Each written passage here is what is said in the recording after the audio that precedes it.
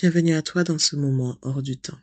Ici, on partage la vie, les hauts, les bas et surtout la lumière qui brille même au cœur des tempêtes.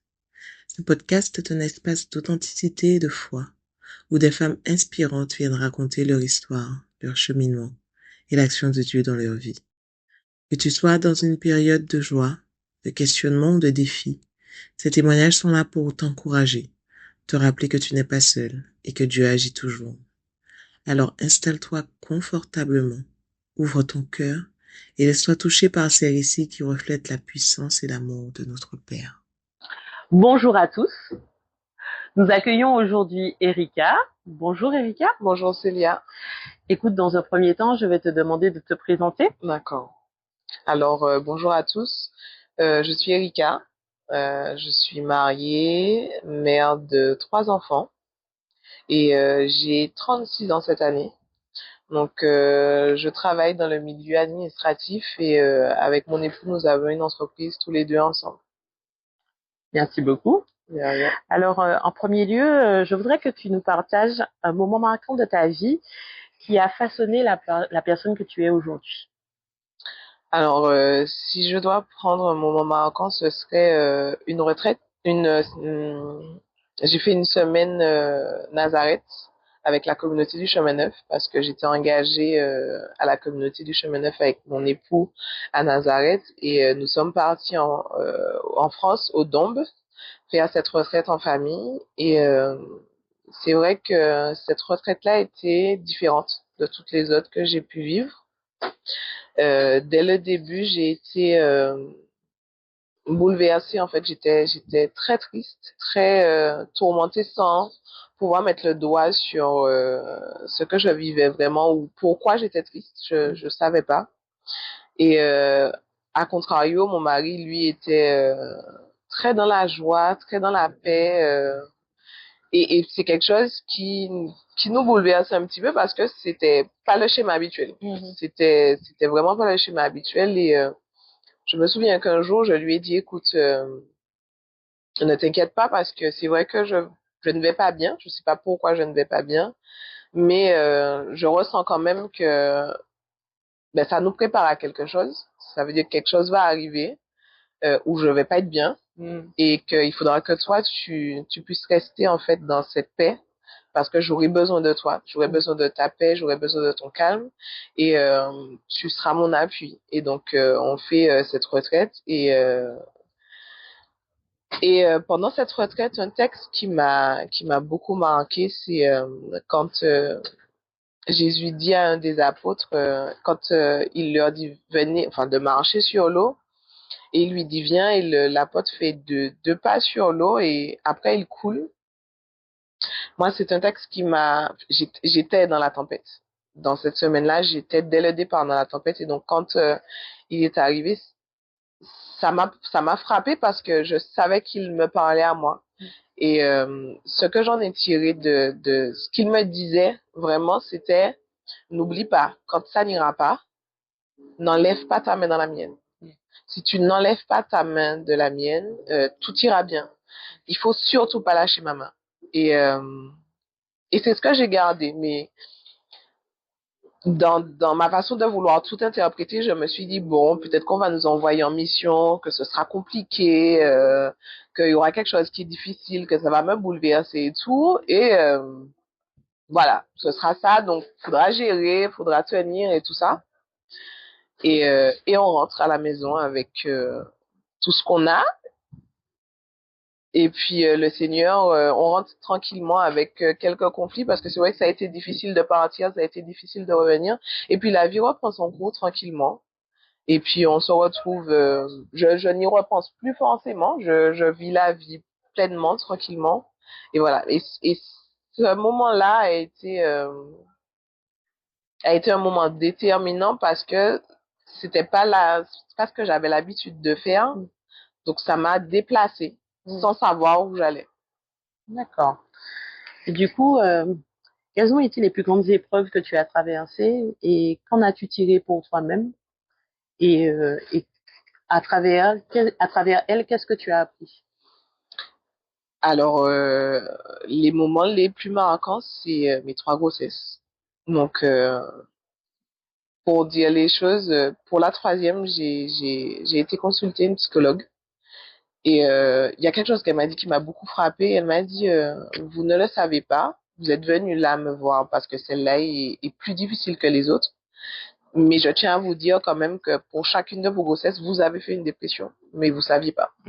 Et donc, c'est vrai que les moments les plus difficiles, ça a été ouais, mes 3 fois 9 mois de grossesse.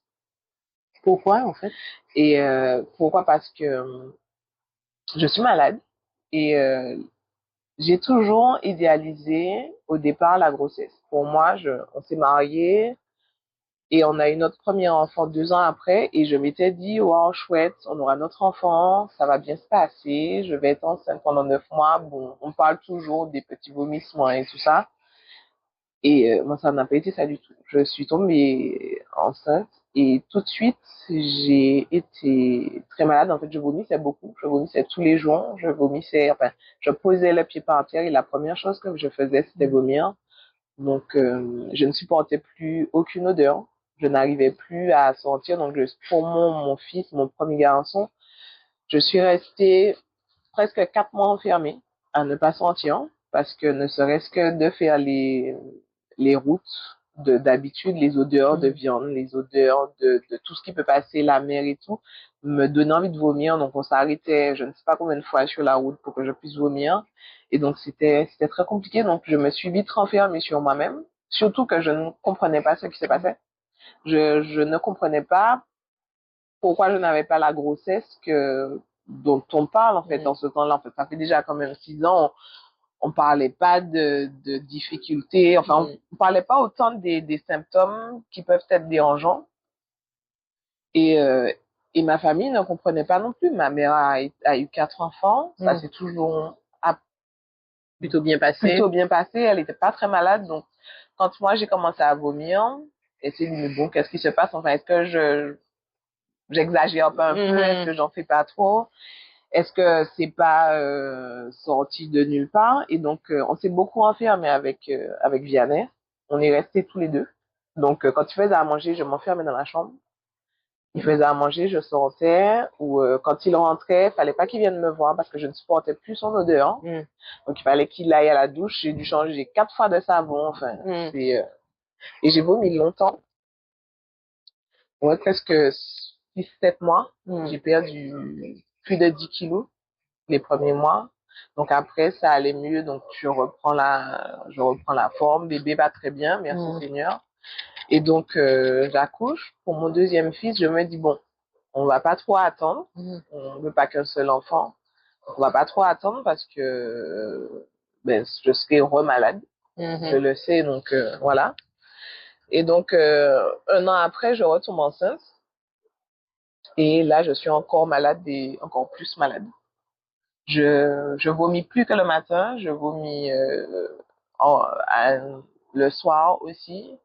Là, je ne supportais pas l'odeur de mon mari, mais je ne supportais pas non plus l'odeur de mon fils. Donc ça a été quelque chose de très difficile à vivre et à faire parce que on peut pas dire à un enfant va te doucher, je supporte pas ton odeur, il a un an, il comprend pas. Donc il a fallu gérer ça. Et puis à ce moment-là, mes parents se sont dit il y a quelque chose qui va pas. Et donc un jour je n'allais vraiment pas bien et ma maman a regardé et m'a dit, va à l'hôpital, ça va pas.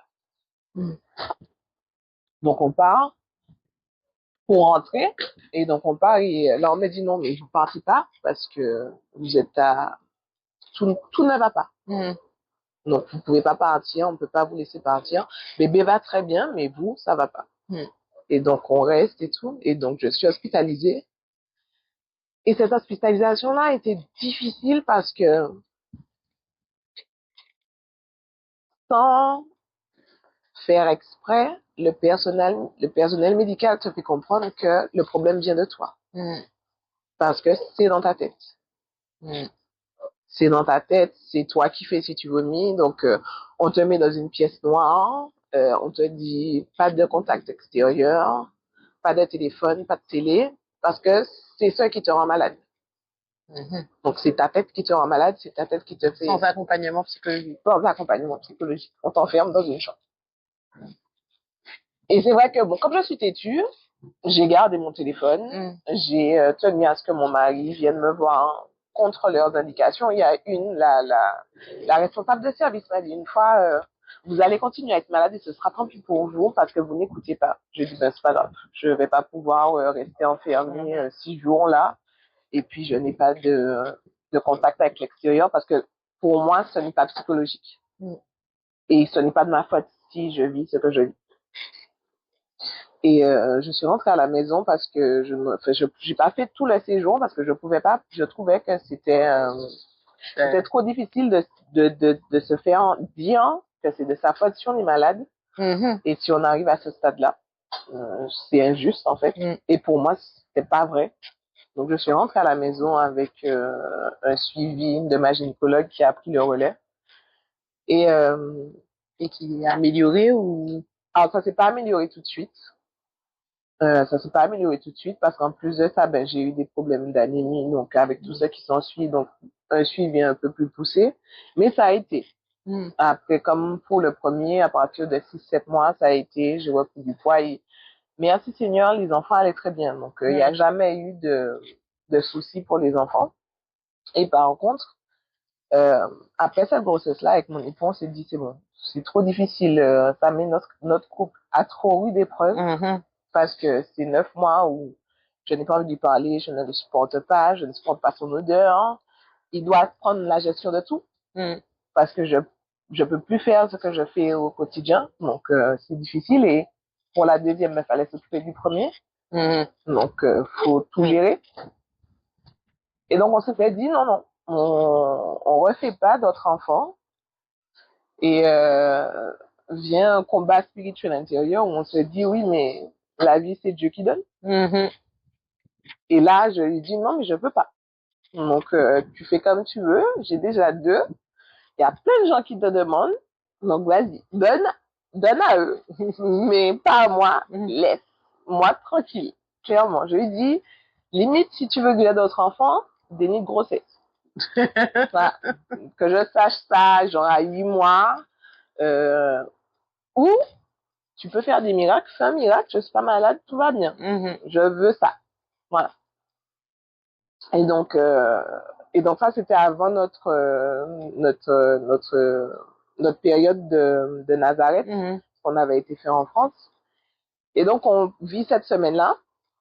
Et donc, on rentre, mais jamais dans ma tête, il ne m'est venu à l'idée que le Seigneur m'annonçait que j'allais être enceinte encore de nouveau, parce que mes plus grosses périodes de tempête émotionnelle, c'était pendant mes grossesses, mais je ne me suis jamais dit ça. Et donc, on revient de France en août. Je fais comme je vous dis, tranquillement bien. Et en décembre, je travaille, mais c'est compliqué. Ça se passe très mal avec ma responsable. Je rentre dans des colères vraiment violentes et je comprends pas, en fait. Je suis en colère contre ma responsable. Je rentre dans un combat spirituel terrible. C'est bien que je peux pas commencer une journée sans prier parce que je sais que je serai attaquée, je sais que j'aurai des pensées pas forcément bonnes. Et puis ça continue comme ça. Et puis à un moment, je me dis, mais c'est bizarre, je vais pas bien. Je vais pas bien physiquement, je vais pas bien émotionnellement. Il y a quelque chose qui ne va pas. Donc je dis à mon époux, bon ben, ça va pas. Donc il y a 2 choix. C'est soit je suis enceinte, soit il y a un problème. Donc il faut qu'on aille chercher c'est quoi le problème. Donc pour moi, dans ma tête, je me suis dit, il y a un souci, donc allons, je fais un test de grossesse juste pour valider que c'est pas ça. Et puis comme ça, on va pouvoir aller plus loin. Voilà. Et je fais le test de grossesse et je suis là 5 minutes devant ce test de grossesse et je me dis mais non, il déconne, il s'est trompé. Il s'est trompé, il s'est trompé. Et mon mari arrive, il me regarde et je le vois s'accroupir. Et puis il dit rien. Et puis je dis rien. Et puis on se dit ah ouais, donc c'est ça. C'est ça. Et il me regarde, je le regarde et il m'a dit qu'est-ce qu'on fait? Je lui ai dit de toute façon, il n'y a pas d'apparentement prévu dans notre fonctionnement. Non, c'est ça. Donc, on va y aller et puis on va voir ce qu'il faut. Sauf que là, autant moi avant, je subissais un peu. Là, j'étais en colère. J'étais en colère contre Dieu parce que je me suis dit que s'il m'aimait, Il n'aurait pas. il m'aurait pas fait ça.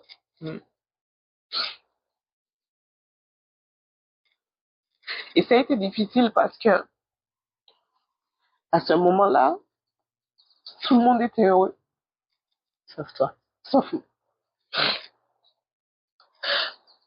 Tout le monde voyait cette troisième grossesse comme une bénédiction, comme un cadeau, sauf moi. Et je faisais bien la différence entre l'enfant qui va naître et la grossesse. Et la grossesse. Et j'ai toujours parlé à mon bébé en lui disant, c'est pas contre lui, mais que j'arrive pas à faire autrement. Et je suis descendue vraiment. Ce combat spirituel-là était difficile parce que je n'ai pas arrêté de croire, mais je lui en voulais terriblement. Je lui en voulais terriblement parce que je savais qu'il existait. Je savais qu'il faisait des miracles et je me disais, mais pourquoi moi j'ai pas droit au miracle là?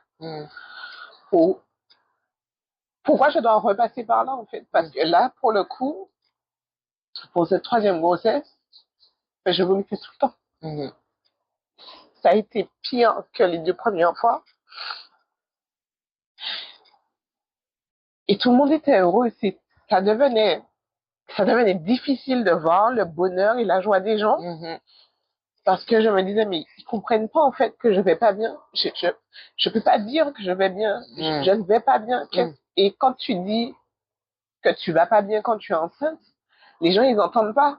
C'est ça. Parce qu'une grossesse c'est heureux. Et puis quand tu te retrouves à avoir beaucoup d'amis qui n'arrivent pas à avoir des enfants ou qui perdent des enfants, je te dis c'est égoïste en fait. Mais oui, mais c'est quand même difficile. Donc tu es là entre culpabilité. Dans ce combat-là, entre la culpabilité, entre la colère de se dire, mais oui, mais c'est une joie pour tout le monde sauf moi, en fait. C'est où, pourquoi moi, je dois souffrir et je dois vivre ça comme ça? Je me souviens, j'étais à un week-end, à la communauté du Chemin Neuf. Et encore une fois, c'était compliqué. Avant ça, j'ai eu une séance d'ostéopathie qui a sonné la sonnette d'alarme intérieurement parce que pendant qu'elle m'auscultait, je me voyais partir. Pendant qu'elle était en train de travailler ce qu'elle faisait sur mon corps qui me faisait mal, je me sentais partir vraiment. Et à un moment, on a dû arrêter parce que je ne pouvais plus en fait. C'est comme si et quand on en a discuté, où elle m'a posé des questions, je lui ai dit mais je peux pas parler. Parce que j'ai pas le droit de dire que je vais pas bien. Ou quand je dis que je vais pas bien, on me dit oui mais ça va aller. Sauf que ça ne résout rien en fait. Ça ne résout rien, ça ne m'aide pas. Et le week-end d'après, je vais en retraite et c'est la même chose. Et donc je me souviens qu'il faut que je parle, il faut que je dise, mais les gens n'écoutent pas parce que oui mais c'est une joie, c'est de l'amour. Et donc là j'ai dit stop, qu'il faut arrêter. Il faut arrêter de me dire que c'est une joie parce que la joie je la vois pas. Je ne la vis pas et ça ne m'aide pas. Et est-ce qu'on t'a entendu? Ça ne m'aide pas. Alors ça, ils ont entendu parce que pour une fois, ils prenaient le temps d'écouter que ça n'allait vraiment pas et que ce n'était pas un acte d'amour de me dire tout le temps, mais ça va aller. Parce que ça n'allait pas. Et je me souviens qu'après ça, il y avait un temps de prière personnelle. Et je me suis retrouvée face à Dieu et je lui ai dit, écoute, ça suffit. Là, je peux plus. Tu as voulu, il faut que tu m'aides. Je peux pas continuer à vivre ça comme ça. C'est pas possible, c'est pas ça. Et il m'a répondu. Et je lui ai dit, tu as apparu pour des gens, tu leur as parlé, tu t'es assis à côté d'eux, tu leur as dit ce qu'il fallait leur dire, même bien. Assieds-toi là, fais comme tu veux, interviens comme tu veux, mais manifeste-toi. Et alors? Et le texte, c'était pour arriver au Père, il faut passer par l'Esprit, et après on rencontre Jésus, et après on va au Père. Et je me suis rendu compte que j'avais arrêté de chanter. Et que ma connexion avec l'Esprit Saint, c'est par le chant. Et donc là, il me disait, recommence à chanter. Recommence à prier l'Esprit Saint et tu vas remonter. Tu vas remonter là, tu es dans ton gouffre, parce que je me voyais vraiment la petite fille dans un gouffre intérieur. Et il m'a dit, on va pas faire comme si ça n'existe pas, mais remplis-le de moi, ce gouffre-là. Donc remplis-le de louanges, remplis-le de chants, et retrouve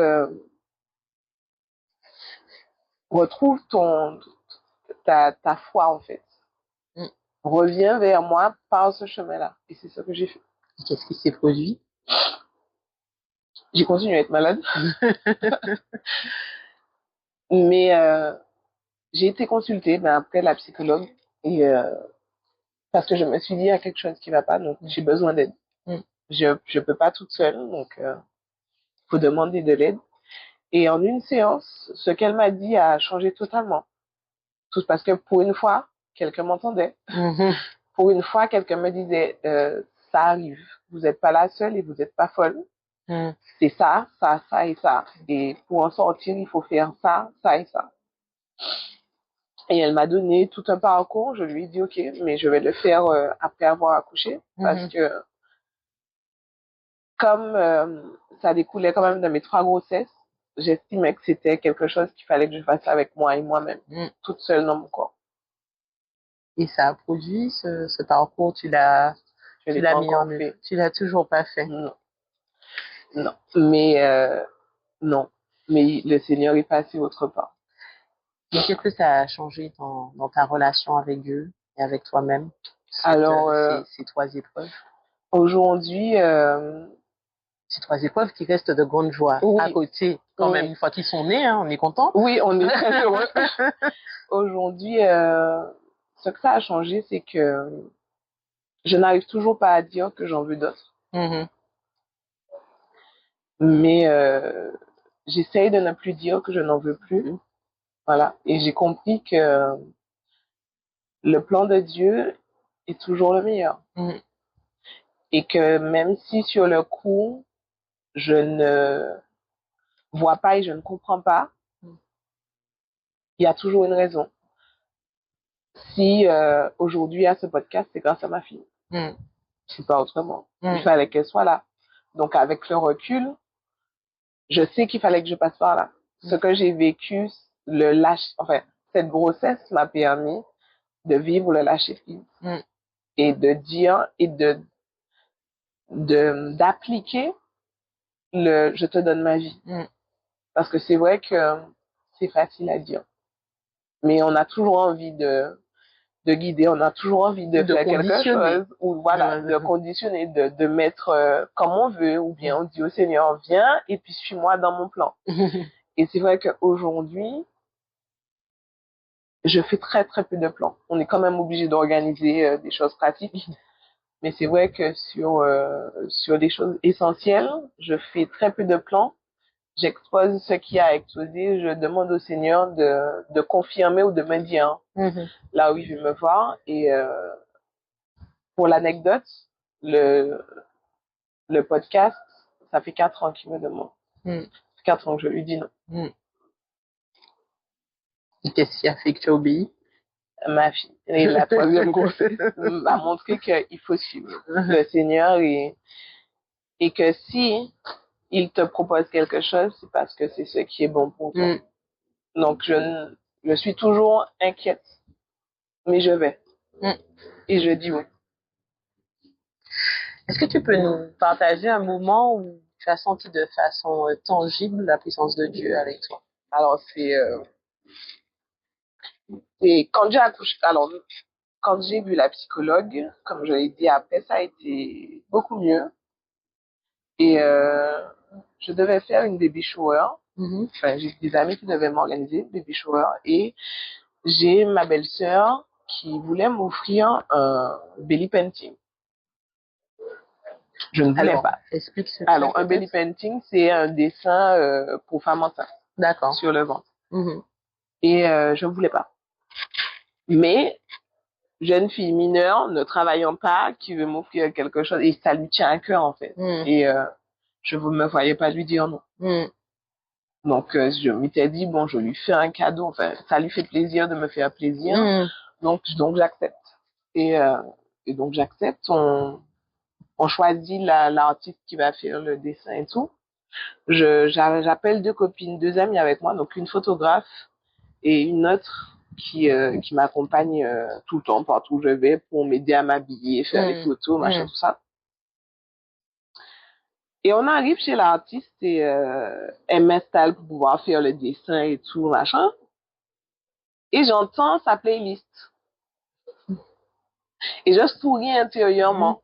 Et je me dis, non, mais vas-y, je demande. Je lui dis, est-ce que la playlist que tu as mis là, c'est celle que tu as l'habitude de mettre? Elle me regarde et me dit, pas du tout. Je suis incapable depuis ce matin de mettre la playlist que j'ai l'habitude. Je sais pas pourquoi, mais c'est ça qu'il fallait que je mette. Donc je souris déjà intérieurement et je dis au Seigneur, pas aujourd'hui. Mais ça, c'est intérieur. Et donc, je m'installe, on fait le belly painting, tout ça. Et comme je disais, moi, l'Esprit Saint passe par le chant. Et ce qu'elle avait choisi comme fond musical, c'est des musiques de la nature, sans parole, sans rien, mais de méditation. Et c'est quelque chose qui m'entraîne facilement à me plonger dans l'essentiel, ça me fait beaucoup réfléchir. Et donc, elle fait son dessin, et pendant qu'elle fait son dessin, je sens monter quelque chose que je n'ai pas l'habitude. Et je lui dis à la fille, c'est la première fois que j'ai une sensation positive avec mon ventre depuis que je suis enceinte. La sensation de son pinceau sur mon ventre me procure quelque chose de physique, mais de positif. Et je lui dis, c'est la première fois. Et puis là, donc, l'atmosphère change tout de suite. C'était vraiment très palpable, c'était très visible. Donc, mes copines qui savent ce par quoi je traverse, l'attitude, on sent que on est autre part. Et heureusement, cette artiste était aussi chrétienne, donc je pense qu'elle a perçu aussi qu'il y avait quelque chose. Et encore à ce moment-là, je dis au Seigneur, s'il te plaît, pas aujourd'hui, je suis fatiguée, laisse-moi. Et ma copine continue les photos, donc les photos sont extraordinaires parce qu'on voit la différence de tension dans le moment. Et donc on continue et tout ça. Et avant de partir, j'avais dit à mes amis, je vais pas à la rivière, j'aime pas ça. J'aime pas la rivière, on va à la mer. Sauf qu'on était à Saint-Joseph, je sais pas où, donc il fallait qu'on fasse des kilomètres pour aller à la mer. Et puis finalement, en repartant, on passe devant une rivière qu'elles avaient déjà vue à l'aller. Elles me disent, non, mais Erika, vraiment, il faut qu'on aille là, je pense. Et je dis à ma copine, bon, je t'ai choisi pour ça, donc je te fais confiance, je vais. Par contre, je ne me mouille pas. Je mets encore une barrière. Donc on arrive, on s'installe et tout. Et donc, comme dit, comme fait, je m'installe sur une pierre, mais je ne me mouille pas.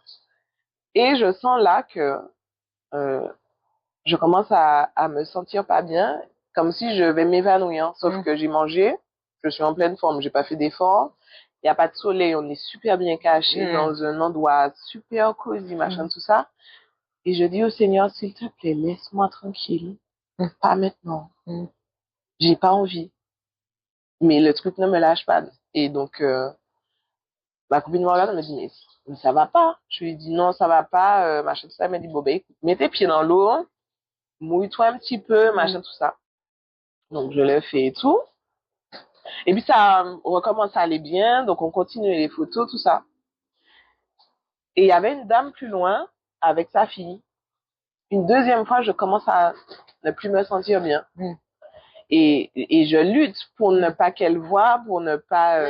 et je sens que le Seigneur a besoin que je fasse quelque chose, mais je lutte avec lui. En fait. C'est vraiment ça. Je lutte avec lui pour ne pas faire ce qu'il veut que je fasse. Et là, la dame vient me voir et me dit, je vois que vous n'allez pas bien. Et je vois que vous êtes en train de lutter avec quelque chose. Il faudra rentrer dans l'eau. Et je lui dis, non, j'ai pas envie de rentrer dans l'eau. Et donc, je lui explique un peu tout ce qui s'est passé, les grossesses, comment je vis le truc. Et elle m'a dit, rien ne se fait par hasard. Le Seigneur veut que vous rentriez dans l'eau, donc il va falloir rentrer dans l'eau. Et là, je dis, bon, ok, mais je mouille que mon ventre. Je suis encore dans, allez, c'est moi qui décide. Et donc, je rentre, je mouille mon ventre. Et ça va mieux, donc on continue à parler, on échange dessus, tout ça. J'ai des photos extraordinaires, elle ramène des feuilles, enfin, c'est un super moment. Et encore une fois, je me sens mal. Et puis je me dis, mais Seigneur, tu vas me laisser tranquille, je t'ai dit que j'ai pas envie de rentrer dans l'eau. Je n'ai pas envie de rentrer dans l'eau, donc laisse-moi tranquille. Et puis elle me regarde et me dit, il va falloir rentrer. Il va vraiment falloir rentrer. Et là, je rentre. Et je me mouille jusque-là. Et je dis, je vais pas plonger. Et je plonge pas. Et au moment où je sens, je dis, bon, c'est bon, on y va. Une pluie. Une pluie extraordinaire. Et j'éclate de rire. Et je lui dis, mais en fait, t'as réussi. C'est bon, t'as réussi. Même quand j'ai tenu jusqu'au bout, tu as décidé que c'est toi qui décides. Et heureusement, merci Seigneur aujourd'hui. Et j'éclate de rire. Et en fait, il avait besoin que je sois dans l'eau et que à travers la rivière, et c'est bien ça, la rivière représente bien ça, c'est je passe, je prends tout ce que tu as déjà vécu avec cette grossesse et toutes les autres, j'enlève tout et je pars avec. Et je ne sais pas pourquoi, mais je luttais comme pour garder ou rester dedans, je sais pas, mais je luttais. Et quand il a plu, ben, je lui ai dit, ok, c'est bon, tu as gagné. Tu as eu ton truc. Et c'est vrai que, à partir de ce moment-là, le reste de ma grossesse a été totalement différent. Parce que je ne vivais plus les choses de la même façon. Il était passé. Et voilà, aujourd'hui, je suis plus attentive. Parce que je me suis, une leçon que j'ai tirée de tout ça, c'est, écoute dès la première fois. Sois obéissante. J'allais donc te poser, c'était quoi la plus belle leçon, mais je crois qu'on gardera celle-là. C'est ça, c'est sois obéissante. Ouais, sois obéissante, écoute quand le Seigneur te dit. C'est vrai qu'aujourd'hui, je vois plus parce que je suis plus attentive et j'essaye de faire vraiment attention à tout ce qu'il veut me dire parce que ce que j'aime me répéter, c'est quand on veut pas entendre une leçon, ça revient. Ça se répète. J'ai tendance à dire, et j'adore la pédagogie de Dieu. Voilà. Toujours plus fort, toujours plus violemment. Donc, j'essaye d'écouter dès la première fois. J'essaye d'être obéissante envers mon Seigneur parce que c'est important et puis ça change la vie quand même. Ça produit quelques fruits. Voilà, c'est ça. Ça simplifie de voir choses quand même. Oui, on est d'accord. Et aujourd'hui, comment tu arrives à reconnaître la main de Dieu dans tes petites choses du quotidien? Mais par exemple, quelque chose de très anodin, j'ai pour coutume maintenant, dès qu'il y a quelque chose qui est un peu compliqué, ou même avec mon époux, quand on a une conversation qui est un peu difficile, je vais piocher un pain de vie. Et allez, vas-y, 99% des fois, le Seigneur me parle ou me répond. Alors, un pain de vie, parce que ah oui, alors peut-être pas que des chrétiens qui nous regardent. Voilà, c'est ça. Donc, un pain de vie, c'est une parole de la Bible qui a été extraite de la Bible qu'on met sur des petits cartons et donc on fait un petit panier avec et donc on pioche un au hasard. Et en fait, avec moi, il n'y a jamais de hasard. Il n'y a jamais de hasard. Par exemple, On a eu une rencontre dernièrement et nos prières en famille avec mes enfants et mon époux, c'est souvent pour qu'on soit dans la paix tous ensemble, dans une famille aimante, que tout le monde ait un toit, enfin que nous aussi on puisse avoir la maison qu'on voudrait. Comme je t'ai dit, je prie beaucoup aussi personnellement pour les femmes qui n'ont pas d'enfants et que ça puisse leur être accordé si c'est le souhait de Dieu. Et pendant cette rencontre-là, on a tous pioché. Donc mes garçons ont pioché un pain de vie, mon mari a pioché un pain de vie et j'ai pioché un pain de vie. Et c'était exactement tout ce qu'on s'est dit à chaque fois. Ouais. Et j'ai trouvé ça mais puissant parce que je me suis dit, mais c'est bon, il nous dit qu'il nous a entendus. En fait, c'est ça. Je vous ai entendu parce que les garçons ont pioché des pains de vie. Je crois que le de mes fils, c'était qu'on puisse entre frères et sœurs et en famille prier ensemble et s'aimer simplement. Il y avait une pour la maison, que tout le monde soit logé, et une maison décente pour toute la famille et tout. Le mien, c'était pour les femmes qui ne portent pas d'enfants, qu'elles puissent enfanter et avoir. J'ai trouvé ça extraordinaire parce que aujourd'hui, à chaque instant de ma vie, le Seigneur confirme ce qu'il me dit, ce que je reçois des fois ou que je pense. J'ai toujours une confirmation, comme pour ce podcast. Il enchaîne, il groupe et tout. Et comme je prends le temps maintenant de me poser pour regarder ce qu'il veut me dire, puisque je ne prends plus de décision. En tout cas, j'essaie de ne plus prendre de décision seule.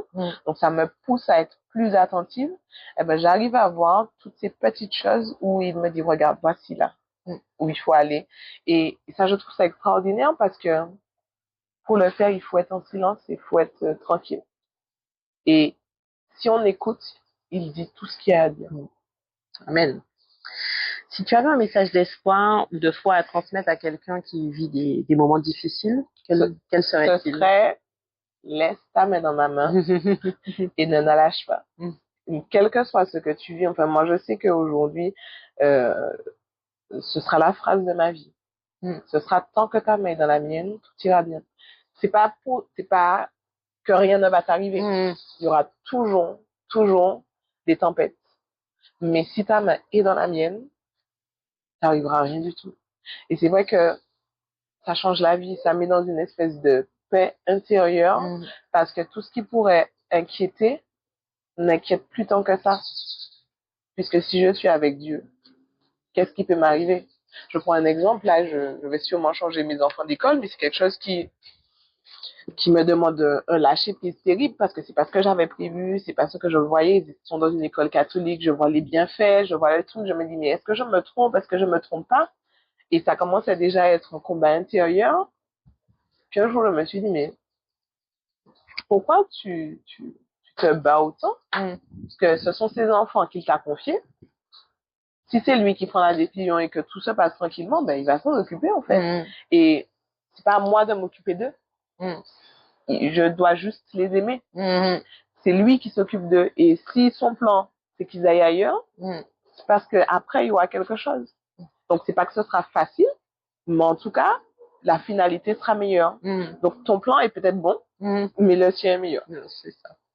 Et je crois que, ouais, c'est ce que j'ai à dire, c'est, même si c'est difficile, là, tout de suite, vous verrez pas tout de suite la finalité, mais vous verrez après.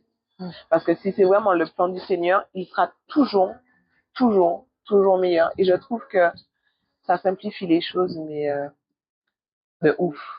Ça enlève une espèce de pression de se demander, est-ce que c'est bien ce que je fais? Est-ce que c'est bien là qu'il faut que j'aille? Est-ce que je fais bien?